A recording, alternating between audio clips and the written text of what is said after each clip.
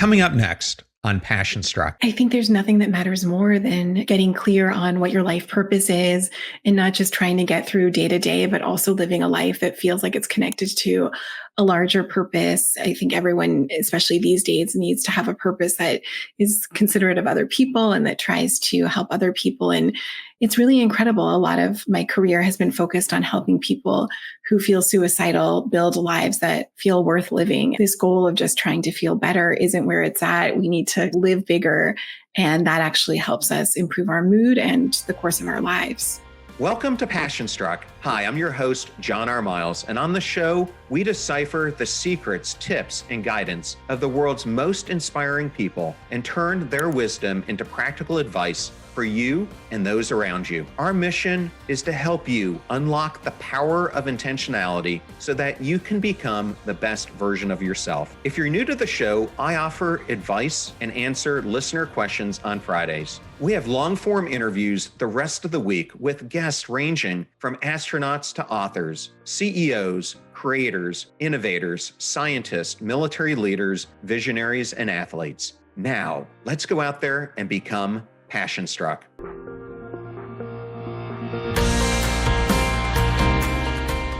I am absolutely honored and thrilled to have Dr. Jenny Taitz on Passion Struck. Welcome, Jenny. Thank you. I can't wait to talk to you, John. I cannot wait to have this interview either, and I've been following your interviews on so many other great podcasts since you released your book. I'm going to hold it up right here in front of me. This came out a few months ago, and I'm just so happy that we could do this here today. But before we dive into the book, I understand from my research that you've been fascinated in a fundamental question. And it's a fundamental question that I ponder all the time as well, which is how can we live our best lives? Beyond just feeling happy, what is the most strategic path to fulfillment? What got you interested in exploring this fundamental question?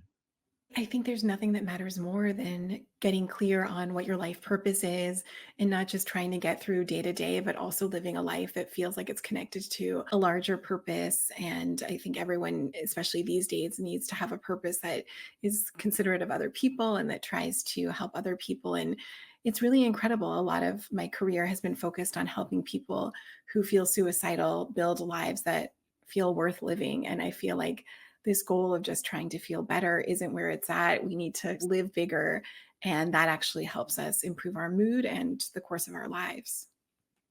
Yeah, I absolutely agree. And I have been so fortunate to discover self-determination theory, which I've been really pouring myself into because I think Edward Deci and Richard Ryan are really onto something there that they're working on. Well, I think it's important as we go into this interview to borrow a question that Dan Harris started your interview off with, which is how do you compare and contrast anxiety and stress? So, stress is what happens when we feel like too much is coming at us. It's those moments where we feel like it's just too much. I can't. You're carrying too much and you feel like you're just breaking down. It's overwhelming. And anxiety is more internal. It's worry, it's physical sensations of anxiety. But the two go hand in hand because when we can't manage our stress, that could easily slip into struggling with anxiety. And when we feel really anxious, things that might not normally stress us out can become very stressful. And the thing that I find really remarkable, and the reason that I wrote Stress Resets, is because one of the most common ways we measure stress is using the perceived stress scale, which shows us that a lot of stress, even if it feels like it's just coming at us, we have a little bit of wiggle room. There's something that we can do to make our stressful moments less stressful.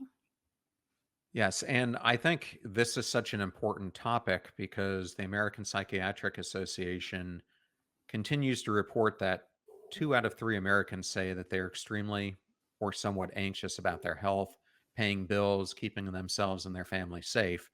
But to me, the even more concerning aspect of this is that it is so much more pronounced in younger adolescents and adults, where 70% feel anxious a good percentage of the time. How do you think factors like economic pressures and social media are contributing to this trend? I think those things certainly would cause anyone a lot of stress. And I just want to normalize stress is not your fault. There are very good reasons why you feel stressed. It's not all in your head. Like you said, a lot of people are working really long hours and barely getting by, or working really grueling hours. And to your earlier point, now working jobs that feel meaningful. And social media certainly doesn't help when we feel pressed for time. The last thing we need to do is spend an average of 17 hours a week putting our lives on hold to watch other people's seemingly perfect lives, which just creates unfair comparisons and can easily lead to depression and anxiety. But the good news is, on the flip side of the coin, there are things we can do that are within reach to make things better. So even taking a week long break from social media has been found in studies to improve college students' mood. And so I find this remarkable because people think I can't get off social media, but these college students were able to. And incredibly, a week off led to significant reductions in depression and anxiety and 17 more hours to do the things that actually feel fulfilling. Yeah, and Jenny, I'm not sure. Are you familiar with the work of Gloria Mark? She's at UC Yeah, Irvine. Her work on attention span to me is just mind blowing. And to think about 5 to 8 years ago, the typical person got distracted. I think it's somewhere in the neighborhood of about every 20 minutes. And now it's gone down to as much or as little as 45 seconds that people get distracted by the tasks in their lives. Have you seen this also play out in the patients that you're working with? absolutely. And this is something that, again, is this hopeful fact that people say to me that I can't get anything done. My work is going into my evening, and then I can't do the hobbies that I'm really passionate about. Someone was just telling me yesterday that they're working a day job and their dream is to be a writer. And they feel like they just keep kicking this dream down the line, or they have goals of writing for a certain number of minutes a day, and they never seem to make it. And they just realize, wow, if I do my work with singular focus, which is something I talk a lot about, just doing one thing at a time, which is something we can all practice, even for windows of time, like a couple of hours. Doing that, like we do these like quick hit rewards that actually aren't even that rewarding, but like bouncing around various news websites and shopping websites and social media threads, which can be very stressful. Instead, to just do one thing at a time, you get so much more done. And then you can actually finally get your writing done, or your dream passion project, or just finish your work at the time that you had intended, rather than letting that create like this snowball where then you're working late, you're missing opportunities to be with friends, you're pushing up bedtime, which isn't good for your brain power tomorrow. Absolutely. I appreciate you bringing that up. I want to go back to stress and living a meaningful life that we got into before I brought up Gloria Mark, because I believe that you have to have stress in your life as you do to live a meaningful life. And in my own book, I bring up this concept of being an anxiety optimizer. And it's really finding this equilibrium between having harmful stress and the stress that contributes to personal growth. And this is something that you explore in detail as well. Can you explain for the listeners how they can view this paradigm? So, stress is the price we all have to pay for a meaningful life. If our lives were just spent on vacation, drinking cocktails with our feet up, our lives wouldn't be meaningful. We would be disconnected from reality. We wouldn't be pursuing things that created a higher sense of purpose. And so I think the first thing we all need to do is normalize that stress is understandable and okay. And actually believing that stress is bad for you is actually bad for you. People that believe that stress is harmful for their health, those people are at risk of dying from stress related causes. Like in a study of more than 28,000 people, the belief that stress was bad for your body actually increased risk of premature mortality by 43%, which is obviously so significant. But instead, if we can normalize stress, if we can see stress as an opportunity that we can grow, that our body stress response is adaptive, that feeling even like knots in your stomach is helpful and helps performance, that actually improves how people perform on difficult tests like the GRE. And so this we need to notice what we're doing that stresses us out, like multitasking and social media, and also not judge the stress that's inevitable in our lives, and then strategize how we can approach the things that matter more skillfully. And that starts with normalizing your body's stress response and noticing the ways that we typically avoid and approaching instead. Throughout the book, you mention the stories of several of the people who you have come in contact with in your practice. And the first one you talk about is the story of Lori, and you highlight the common reaction to stress and the self judgment that accompanies it. Can you share with the audience a little bit about Lori and how she learned how to break free from the cycle of stressing about stress? Absolutely. So it's an interesting thing happens when we're stressed is a lot of times we don't just feel stress, we feel ashamed, we feel guilty, we feel stressed about being stressed. And so in order to protect patient privacy, the stories that I include in my book are very much adapted to reflect a lot of things that I share common themes, but I don't have an actual client in my practice named Lori because that would be a breach of confidentiality. But Lori's story is someone who started a job remotely, which so many people are doing these days, and feeling really worried about what her team thought of her because it's really hard in the absence of casual chit chat over coffee in the office to know how you're getting on with your peers and if your manager actually likes you or is just fake nice. And the story includes her partner, well meaning, trying to give her some keep calm swag and telling her to calm down and then maybe encouraging her to quit. And a lot of this story centers around her normalizing like, it's okay. It makes sense to feel stressed. I care about my performance. I care about my relationships with my colleagues. And this goal of like trying to calm down is what stressed her out. And another thing that she did that I see a lot of people do is when things start to feel demanding or taxing, we drop all the things that once helped us. So in Lori's case, she stopped volunteering. She stopped doing pleasurable activities with friends, just started to give more and more to her work, which didn't work. Obviously, we need to have a diverse life portfolio where we have other things that nourish us, where we like have good times with friends and we see that we matter in other relationships and that can boost a feeling of capability and confidence in the work setting. And so Lori's story is really about accepting stress, not letting stress dictate your days, and not chasing this quest that so many of us chase for calm rather than continuing forward. Yeah, another side of that I saw is that instead of trying to calm down, you explained that she shifted to trying to get excited. And I didn't understand this at first until I thought about the situations that I often find myself in, such as public speaking or important meetings. Can you use maybe one of those two different examples to showcase what this really means? Yeah, so a lot of our stress response is very physiologically similar to the emotions we have when we're excited. And oftentimes we tell ourselves we need to calm down, but then that's not physiologically similar. If you think about it, stress and excitement are more, there's energy in you, there's maybe your more rapid heart rate, maybe you're going a little faster. And so this remarkable study by Allison Wood Brooks, who's at Harvard, she did this thing where she had people perform karaoke, the song Don't Stop Believin' by Journey.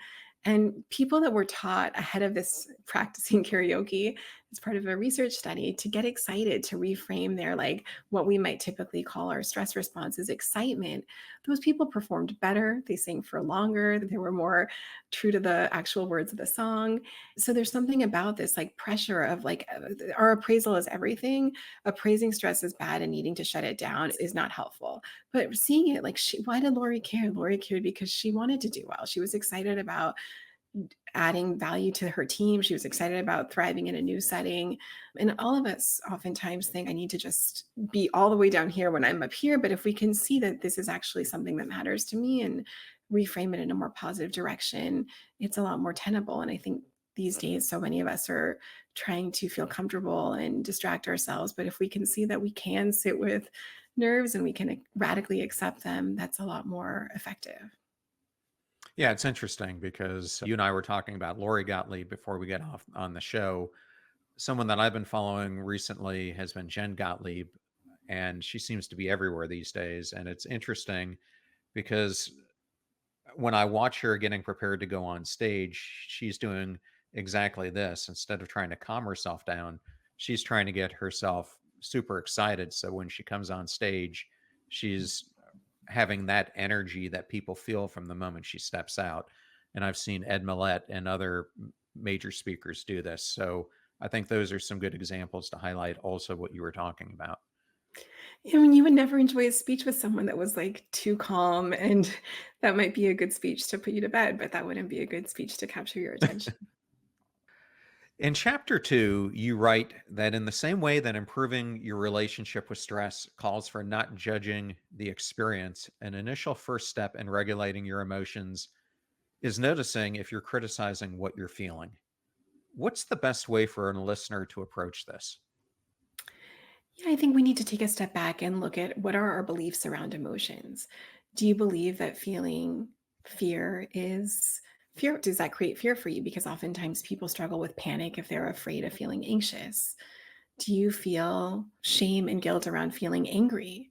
And so taking a step back and asking yourself, what are my beliefs about my emotions? What are the things do I tend to judge when I'm feeling something that it's the wrong thing to feel? It's too much. It's going to go on forever because our beliefs about our ability to cope with emotions and our beliefs about our emotions actually predicts how we'll face them. And so if I believe that my emotions come in waves, that they make sense, that if I stay present with them, they'll pass, then I'm willing to sit with them. And if I believe that they're bad and I need to push them away, then I will avoid them in ways that are probably really problematic. If I think I can't sit down and start something really stressful because it's just too much, then I will probably just do things to procrastinate and to escape, go for snacks that only make me more stressed down the line. And so it's really helpful to ask ourselves, we have so many emotions, but have we checked in with what do we make of them? Do we think that we're able to sit with them? And this is something, John, I have to tell you that is one of my favorite tips myself when I'm going through a hard time or when my patients are going through a really hard time, sitting with them with this fundamental belief that like all emotions come in waves. All emotions come in waves, no matter how bad things feel in this moment you will return to baseline. You will return to your innate resilience. It's just a matter of time. And the emotions you're feeling in this moment make sense. You don't need to push them away. You can allow them to be there because they're telling you something and they're motivating you. Yeah, thank you for sharing that. And an episode that I just wanted to turn the audience attention to is I interviewed Liz Fosslien last year about her book, Big Emotions, which is another good episode to look into how you deal with painful emotions or emotions in general. But speaking of emotions, in the same chapter, you bring up an acronym called ARC. What do you mean by the arc of our emotions, and how can we use this to recalibrate our emotions? So, before I get to the arc, I just want to share one more thing. So, this idea that emotions come in waves might seem like optimistic or not true for you. And so, one thing that I do with my clients that I encourage you to think about is we actually do a mindful mood induction. I help people watch brief video clips. So, we watch a scene that is like a scene of a deathbed that's very emotional from the movie The Champ. And then we watch something that's a gun violent scene that evokes fear. And then we watch something that would make incite anger. Quick documentary. I just show a minute of a documentary on the cost of college tuition and how people's jobs don't end up paying for their college debt. And then we watch something happy, the Pharrell song Happy, and people really see in real time that their emotions truly rise and fall. In a couple of minutes, they can have the full array of feelings. And we forget this if we don't see this firsthand. And so to just even see for yourself, like maybe you had something really upsetting happen to you at the end of the day, you got a really nasty email. If you stay really present on your walk to your car and you catch like a glimpse of a beautiful sunset or a really cute puppy crossing paths with you, then you can see that these things really do move. Our emotions do move when we stay present, but they get stuck if we are replaying the upsetting thing over and over again and you're just chewing over the email. In terms of the arc is an incredible way to just break down your emotions so they are almost like a recipe. You can see the kind of like how they unfold so you can tweak the ingredients at each step. The arc entails noticing what the antecedent is, like what the initial prompting event was, then your response, which includes three components. It includes your thoughts, your feelings, and your action urges, your behaviors. And then it also includes consequences to see what happens like short term and long term as a result of acting on the response in the middle portion. And so when you take a step back and create an arc, you notice like, what are your triggers, what typically gets you stuck or what typically drives certain thoughts and physical sensations and behaviors. And then you can intervene at each point. And so if an antecedent is going to sleep and telling yourself that you need to go to sleep right away because you have an early morning, then thoughts like, I have to go to bed right now. It's getting really late. Tomorrow's going to be terrible. Those could create physical sensations like muscle tension and restlessness in your legs. And then that could lead to behavior of picking up your phone. And then the consequence of that could be you're a bit distracted from that thought of like pressure to go to sleep, but then you're up later and later and you're not able to fall asleep. And so that gives you a lot of clues into what you could do better tomorrow. You can antecedent could be you tell yourself your job is just to do a body scan, to slowly scan your body, which is something that often helps people fall asleep. And then your attitude about pressure to fall asleep instead could be something along the lines of it's none of your business. You're not the sleep police. You can't force it. There's no on demand button for falling asleep and getting your phone out of your bedroom. So again, the arc is a way that we can feel empowered at so many different steps along the way, like changing a recipe. If you tweak one ingredient, the whole thing can change. And the arc is a really helpful way that anyone can start to practice managing their emotions across various situations. And the same tools that help us manage our emotions are the same tools that help us manage stress. This is something I'm going to have to try out because on Thursday I have to wake up way early because I have a 5:30 a.m. flight and I am always stressed out the night before because I'm trying to get to bed, and it's always so much more difficult when you put that self-imposed pressure to fall asleep because of the day that you've got coming up. So perhaps this arc will be something I can utilize. You could use it in every situation. I have to tell you that even just normalizing, like, it's fine. I'm sure there are so many times, especially in your career as a SEAL, that you didn't sleep long hours and you didn't sleep well, and you still performed incredibly well beyond what you maybe had imagined possible. Yeah, and Jenny, just one correction. I served with the SEAL. I did not go to Bud, so I am not a SEAL.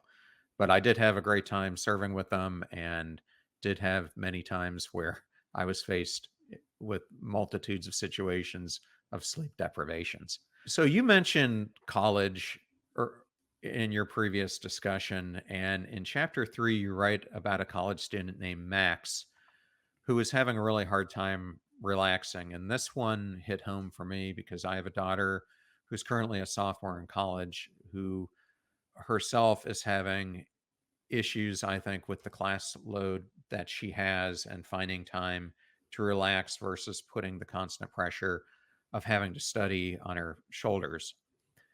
Can you discuss the story of Max and how his habit of overthinking was impacting his life?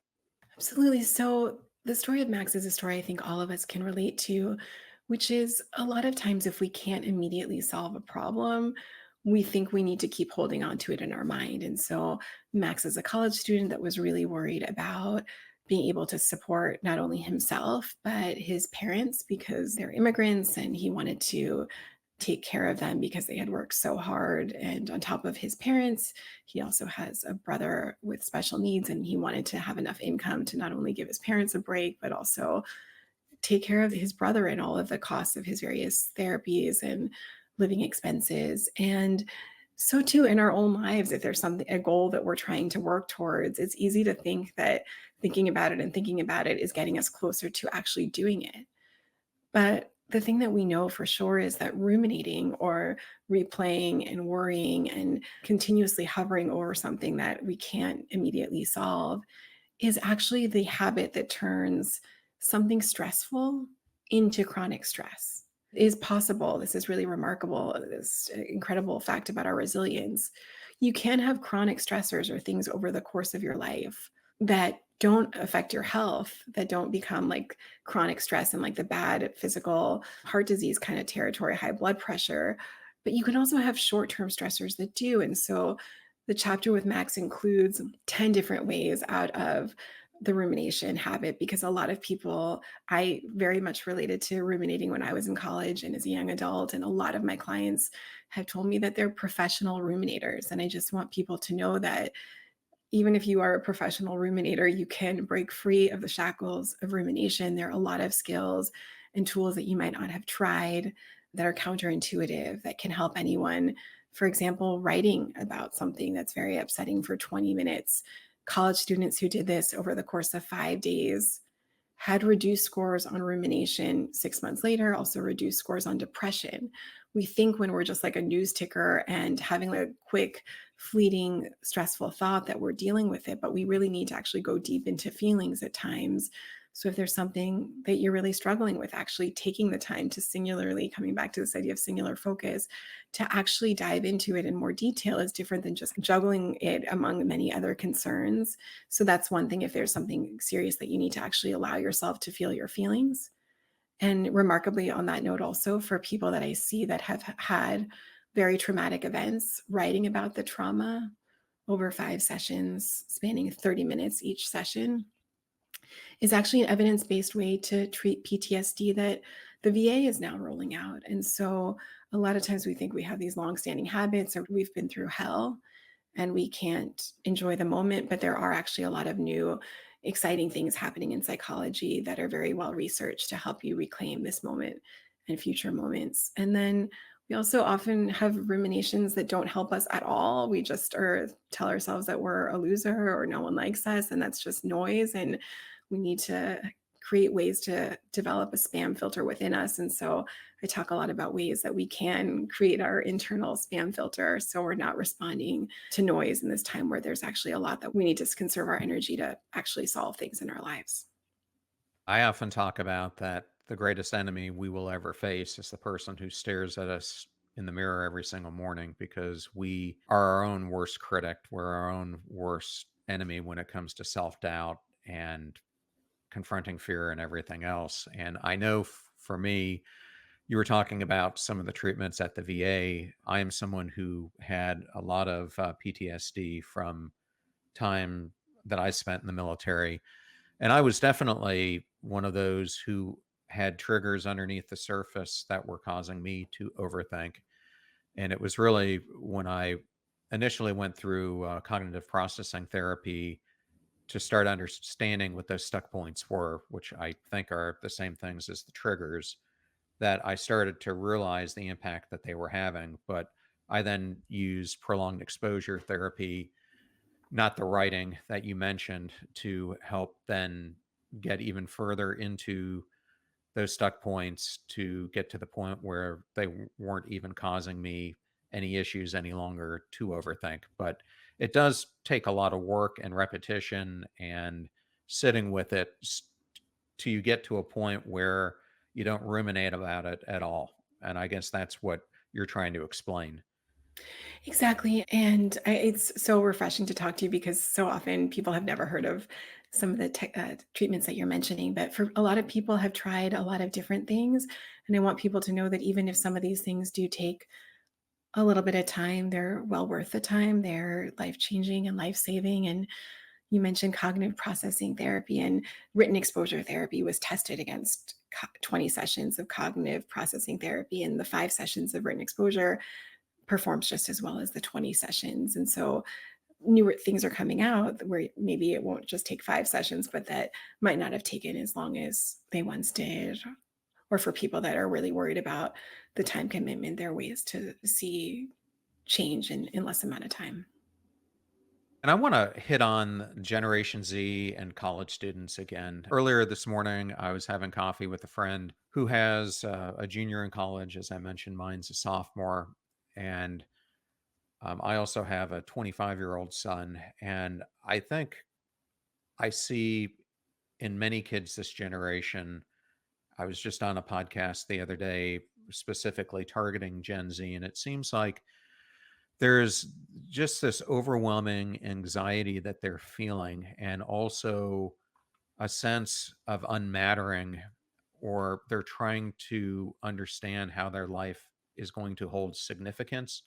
And they're very concerned about some of the changes that are coming about in the future, whether it's the impact of artificial intelligence, how digital in totality is going to impact their jobs. But I'm hearing just a profound sense that they do not see in the future how their lives can be as prosperous as their parents and generations that have come before them. Is this something that you see in the patients that you're treating as well as a common theme? Yes and no. I really try to, I want to validate, of course, AI is very stressful and scary for people that are looking towards their career prospects. And I want to normalize that life is stressful. And a lot of people are very understandably worried about things like the economy and political divide and climate change. There are so many things that are very stressful, war. But I also think that there are a lot of things that my clients are excited and hopeful about. And some of what I do is try to help them see what they can. Hope isn't just a feeling, but it's also a behavior, and how can they do things that give them a sense of agency and chance. And one thing that I see a lot in my college students in particular, younger students, is this sense that some of the things that they've leaned on for stress reduction have actually backfired. And so some young adults that I've been working with are really empowered and excited about, maybe excited is the wrong word, but willing and committed to doing things like reducing their cannabis use and benzodiazepine medications like Xanax and Klonopin, because they're realizing that these things that they did to take the edge off are actually demotivating them and compromising their ability to have a strong drive to troubleshoot and design lives that feel they do have a chance to thrive professionally and personally, even with all these things going on in the world. Well, this whole topic of benzos is something that you talk about actually later in the book. But considering the complexities and the broad impact of these types of medications, it worries me because they really suppress neural activity, not just in the targeted fear centers across the brain, but also what gets me worried is the side effects, especially the prolonged use of them and how it can impact your cognition over the long term. What's your perspective on the use of these drugs, and what other approaches do you think we should be considering for managing anxiety symptoms that a lot of people are turning to pharmacology to be the solution to achieving? Right. So benzodiazepines are not a great way to treat anxiety long term. I would say benzodiazepines might be good once or twice a year if you are someone that needs to give a eulogy at a funeral tomorrow and you are so distraught and you want to be able to function. That I would understand taking something like that once in a blue moon for potentially sleep, but there might be other things that are better. Or if you are having major surgery and you need to try to relax a little bit beforehand, but taking benzodiazepines on a regular basis is really problematic. As you mentioned, long-term use of these drugs does lead to cognitive decline. The withdrawal is really difficult. A lot of my patients have really struggled. It's very difficult, and you need the help of a psychiatrist to do a very slow taper because it can be really dangerous to do this too quickly and incredibly unpleasant as well. And a thing that people really don't realize is that to do behavioral therapy, to actually work with me on facing your life, you need to withdraw and discontinue from these medications, because a huge part of what I teach people, and a big way that I treat anxiety, is by teaching people to radically accept it. And there's no opportunity to radically accept if you are sedated and not feeling your feelings. And so it's also incredibly ironic to me that when we need to be our sharpest and when we are facing big problems, we're taking something that makes us sluggish and compromises our ability to not only use our brain down the line, but also think clearly in this moment. And so I just want to put out a public service announcement for, like you mentioned, exposure therapy. Exposure for panic is an incredibly powerful treatment. If you've had panic attacks, that is actually one of the best diagnoses to have, because that is one of the most treatable conditions. People that come to me with panic might have struggled for many years, but learning to actually recreate the physical sensations that stress you out. If you feel short of breath, we practice helping you recreate that so you can really literally put out a welcome mat rather than feeling like you're fighting it, like almost like a Chinese finger trap. And learning to sit with your body's discomfort and continuing to like use the tool of the arc to notice, what are your thoughts? What are your behaviors? Because if you can accept your body, think more flexibly, and continue to approach the things that matter to you, you will win, and anxiety and panic will be in the trunk. Yeah, I was recently interviewing Gabby Bernstein, and she and I were talking about this same topic and how she, in her case, was finding herself using dating or drugs or alcohol to help calm her anxiety and her trigger points. And I have used some of the same things in my life to mask the symptoms that I was feeling. but have been sober for a while now. And I have to tell you, once you come to terms with that and you get all that stuff out of your life, the clarity that you feel and the way you train yourself to process the emotions is so much more powerful than I ever felt when I was addicted to any of the things that we get addicted to, whether it's work, sex, being in constant relationships, drugs, whatever, what have you. And I have just found that since I have stopped trying to use coping mechanisms, I have found myself so much more able to cope with the stress or anxiety that I feel. Is that a common occurrence? I love what you're saying. Yes, I just want to say loud and clear that my philosophy is that peace of mind is not life being easy, but it's knowing that you can count on yourself regardless of what shows up in your life. And so, again, we don't realize that we can feel our feelings, that we can change our thoughts, that we can sit with our body sensations until we actually give ourselves a chance to do that. Absolutely. Yeah, it's similar to a great workout. You might not realize that you can run a mile until you persist and keep at it, and then you can run a mile and a half and 2 miles, and that builds up this priceless feeling of mastery. Self-efficacy is priceless.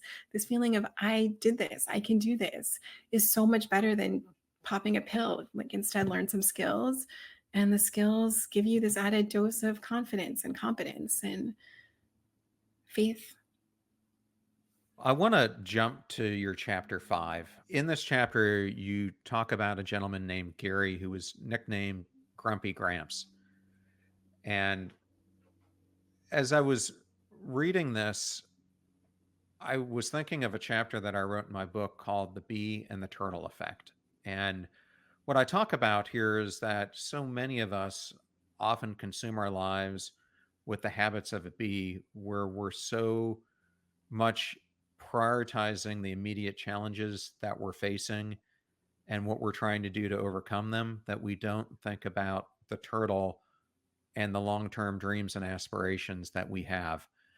And I find, going back to the initial question that I asked you about, how do you thrive in life, that to truly thrive requires us to think more broadly and to take the time for the things that give us meaning and purpose. Using that as a setup, how was Gary so focused on his immediate concerns that he wasn't considering his hopes and dreams? And what can a listener take away from this story? So, Gary is the story of a man who was in a car accident and had a lot of chronic pain. And understandably, chronic pain is so distracting and it shrinks the scope of our lives to really focus on how do we free ourselves from pain. And this was especially difficult for Gary because this happened at the time of his retirement. So he had this vision of his life of playing golf and traveling. And those things were really compromised by the pain condition that he developed after this accident. And I think a lot of us are just programmed to think about what we're going to get from life. Like, I get to travel, I get to play golf, I worked hard, I deserve this. But instead, we also need to think about, how do I want to show up? And so we need to take a step back and think about, what are the various domains of my life that matter to me? My health, my relationships, my hobbies, giving back, continuing to learn. And how do I want to show up in each domain? And so what happened to Gary is something that I think happens to a lot of us. We get fixated and the problem becomes like the whole totality of our lives. And we stop focusing on other things until we fix the perceived problem. But what Gary came to realize is creating visual of, what do I want to move towards? What do I want to move away from? Finally seeing, what do I want my life to be about? How do I want people to celebrate me and remember me? I don't want it to be about like calling the doctor and going from doctor to doctor and complaining nonstop and being self-focused. And instead, I'd want to be the kind of person that still gets up and makes a cup of coffee for my wife and asks my grandkids how they are and checks in on friends of mine, even if I feel like things are pretty lousy for me. And doing these things maybe feels like a stretch, but it also shrinks the role that problems are playing in your life. Well, thank you for sharing that, Jenny. And I wanted to touch on part 2 and part 3 of your book. We've been primarily talking about part 1.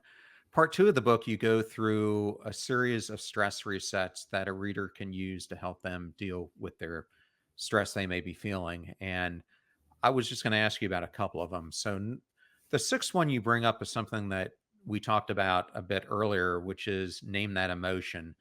and you use the metaphor of an emotion wheel. Can you talk about this emotion wheel and how it could help someone notice and name what they're feeling? Yeah, and for people that are listening and feeling a little confused, my thought was that a book on stress is such an ironic kind of concept because usually we read when we have a lot of time to relax. And a lot of times when we're stressed, we just need like a quick give it to me, tell me what to do. And so part two of my book is something that you could just turn to right away. It's I'm really stressed. It provides you with quick things to do, like a manual, how to change, how to reset your mind, how to reset your body, how to reset your behavior.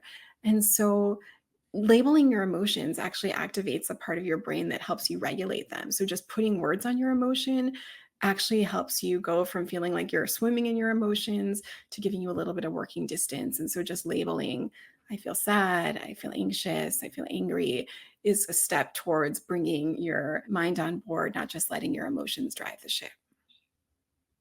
Okay. And a couple of the other ones that Jenny mentions in this section are find your wise mind, bring the love was another one, turn your nightmares into dreams. Number 29 is one that I use quite frequently, which is to take a walk outside. I find, especially when I'm feeling stressed about something work wise, if I can get outside and just get my mind off of it for a short 10 to 15 minutes, it typically helps me to reset. And number 30 was one that I thought was fun, which is to be your own DJ. Can you explain a little bit about that one? Yes. So one of the things that inspired me to write this book is there was a study done at University of Pennsylvania that looked at people before they were going into surgery. And this was spearheaded by Dr. Vina Graf, who's an anesthesiologist. And people that were about to go into surgery, which is obviously so stressful, had the choice to either did not ha- sorry, they didn't have the choice. They were either given a benzodiazepine, a medication like we mentioned earlier that has a lot of side effects and long-term use can cause cognitive decline, or they had the chance to listen to this song called Weightless by Marconi Union. And remarkably, the song had almost the same benefits as the benzodiazepine. And obviously, songs have no side effects. And so, hearing about this study got me really excited about sharing all sorts of things we can all lean on quickly in a matter of minutes that work as well as some of these things that are full of side effects. And so, in terms of being your own DJ, you can certainly listen to Weightless if you are needing to quickly calm down, but this is a very sedating song. So do not listen to this while you're driving. If you want to listen to this before bed, that's something that I do with my 4-year-old, and it works wonders for any parents out there, for people that struggle with insomnia. This is one of my favorite things to recommend. But we also might need different playlists for other situations. If you need to get up and go or get excited, creating your own peppy playlist could do a lot for you. And so a lot of times, again, like you mentioned, we're our biggest critic, but if we can have some sort of like pump up the jam playlist that really helps us get going and face our lives and pushes us, music can be a really powerful motivator for a lot of people and can be really helpful in terms of changing people's moods. Yeah, music is something that I love and find so energizing. And a lot of times when I'm working, I've been listening to Baroque music because I found that it actually has a beat that helps you to concentrate more, which I found effective, ironically. Yeah, and I just want to make it clear the playlist needs to be helpful for the situation. And so sometimes people, when they're sad, like to listen to sad music. When um, they're angry, maybe they listen to more heavy metal or angry music. But we need to listen to something that's going to help us move in the direction we want to move towards. Yeah. So Jenny, we've covered a lot today and we've really just touched the tip of the iceberg when it comes to your book. If there was one key takeaway you wanted listeners to get from our talk today, what would it be? By choosing your behaviors in the moment and stacking different ways to change your relationship with your thoughts and being really intentional about your behavior and not micromanaging your body, but having faith in your innate resilience, you can transform this moment. You can transform the rest of your life. And not only that, but you can create a positive ripple effect for the people around you. A lot of times people think self care is for you, but it's also to create positive change in the world at large because us being stressed can easily lead to stressing other people out, and us managing our emotions can really help the people around us as well. And I want you to realize that there's so much you can do in this moment to change right now and change tomorrow and inspire the people that need your warmth. Well, Jenny, thank you so much for joining us today. If the listener wanted to learn more about you, where's the best place for them to go?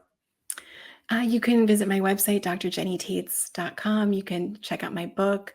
I just want to say, really committed to the goal of actually helping people transform their lives, and the power of giving back.